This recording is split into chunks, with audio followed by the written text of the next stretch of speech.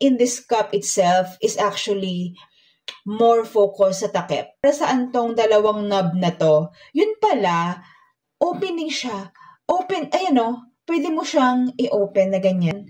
Nakakalas yung parts niya, be. Nakakagulat. Super talaga ako na-excite. Sabi ko, doon talaga ako wow. So that's one part. And, natatanggal to. Ayan.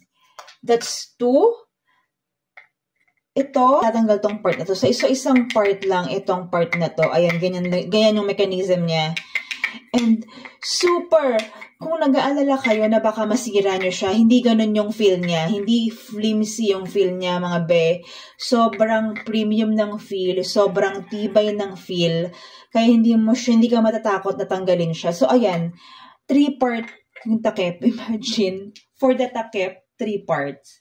So,